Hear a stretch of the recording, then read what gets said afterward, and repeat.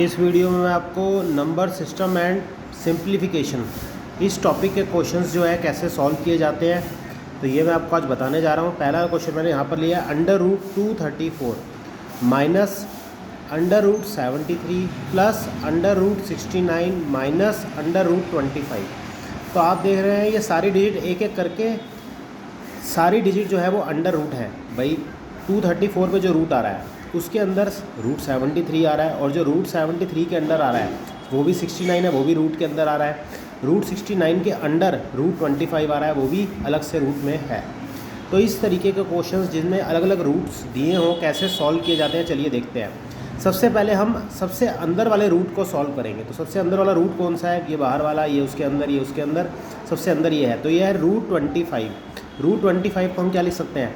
5, क्योंकि जो 25 है वो 5 का स्क्वायर होता है। 5 × 5 रूट से बाहर निकल के सिर्फ 5 आ जाएगा, ये वाला रूट हट जाएगा। अभी क्या बचा? 234 माइनस √73 एज इट इज़ लिख दिया, 69 भी एज इट इज़ लिख दिया। अब 69 में से 5 गया तो 64 आएगा। इन दोनों को एज इट इज़ लिख देंगे, 234 और √73। √64 है तो ये किसका स्क्वायर होता है? 64 8 का होता है। फिर जब यहाँ पर हमने इसका स्क्वायर रूट कर दिया तो ये वाला जो रूट था ये हट जाएगा, सिर्फ 8 आ जाएगा। 73 + 8 क्या होते हैं? 81। अब सबसे अंदर वाला रूट ये है। 81 किसका स्क्वायर होता है? 9 का। 9 9 81 होता है। 234 में से 9 गया, 225 आ गया।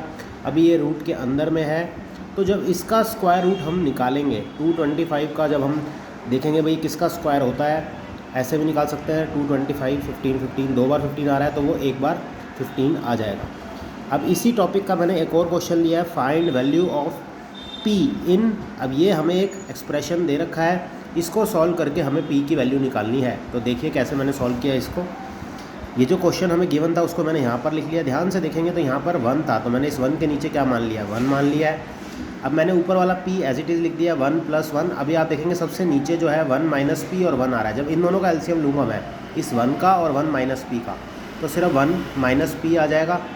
अभी इस 1 - p को इस 1 से इंटू करूँगा तो ये 1 - p आ जाएगा, और इस 1 को इस p से इंटू करूँगा तो सिर्फ p आ जाएगा। -p + p कट जाएंगे तो क्या बचेगा? 1/1 - p। ऊपर वाला हमने एज इट इज़ लिख दिया, 1/1 - p। अभी आप इसको ध्यान से देखेंगे तो ये 1/1 - p है, ऊपर जाके सिर्फ 1 - p हो जाएगा। 1 + 1 क्या होते हैं? 2 - p, ऊपर वाला p और साइड वाला 1 वो हमने एज इट इज़ लिख दिया। अभी हम क्रॉस मल्टीप्लाई करेंगे, इसको इससे मल्टीप्लाई करेंगे। 2 × 1 = 2, p × 1 = p, माइनस का माइनस, इधर -p है तो दूसरी साइड पर जाकर इसका साइन चेंज हो जाएगा, +p हो जाएगा, p 2p हो जाएंगे हमारे। और ये जो 2p था, 2 × p, ये 2 नीचे चला जाएगा, 2 से 2 कट जाएगा, p की वैल्यू हमारी 1 आ जाएगी। इसी टॉपिक का अगला क्वेश्चन भी देखते हैं। 5 + 12 × 10 डिवाइड बाई 120/240 = a × 10। अब ये जो हमें एक्सप्रेशन दे रखा है यहाँ पर हमें a की वैल्यू निकालनी है इस पूरे एक्सप्रेशन को सॉल्व करके। तो मैंने इसको फर्स्ट स्टेप में ही काट दिया, 0 से 0 काट दिया, 12 × 1 = 12, 12 × 2 = 24। फिर मैंने इसको एज इट इज़ लिख दिया, 5 + 12 × 10 डिवाइड बाई 1/2 = a × 10, क्योंकि यहाँ 1/2 आ गया इसको काटने के बाद। अभी ये डिवाइड का साइन है, जब ये मल्टीप्लाई का साइन बनेगा तो ये जो डिजिट है ये रेसिप्रोकल हो जाएगी, 2 ऊपर चला जाएगा, 1 नीचे आ जाएगा। तो जब आपने देख रहे हैं, आपको पता है बोर्ड मास का रूल, उसके लिए मैंने एक अलग से वीडियो बना रखी है। तो सबसे पहले हम डिवाइड वाली डिजिट को सॉल्व करते हैं, फिर डिवाइड के बाद मल्टीप्लाई वाली डिजिट को सॉल्व करते हैं। 12 × 10 120 मैंने एज इट इज़ लिख दिया, और ये वाला 2 मैंने यहाँ पर एज इट इज़ कॉपी कर दिया। 10 × 8 10a हो जाएगा, 120 × 2 240 हो जाएगा, 5 + 240 कितने होते हैं? 245। अब ये वाला 10 नीचे चला जाएगा, इन दोनों को डिवाइड करेंगे तो 24.5 जो है हमारी a की वैल्यू आ जाएगी। अब नेक्स्ट क्वेश्चन देखिए, 4th क्वेश्चन जो है मैंने इसी टॉपिक का लिया है, x की power 0.4 divide by 16 = 32 divide by x की पावर 2.6। अभी यहाँ पर डिवाइड का साइन है तो मैंने न्यूमरेटर अपॉन डिनोमिनेटर वाली फॉर्म में लिख दिया है। ये ऊपर वाला न्यूमरेटर, पीछे वाला डिनोमिनेटर, = न्यूमरेटर अपॉन डिनोमिनेटर। फिर मैंने क्रॉस मल्टीप्लाई किया, इसको इससे और इसको इससे। आपको पता है भाई बेस सेम हो तो पावर जो है वो एक्सपोनेंट जो है प्लस हो जाती है। तो x की पावर 0.4 + 2.6, दोनों पावर प्लस हो गई क्योंकि इन दोनों का बेस सेम था।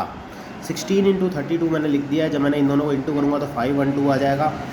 0.4 में 2.6 प्लस करेंगे तो 3.0 आ जाएगा, जो कि मैंने 3 ही लिख दिया है।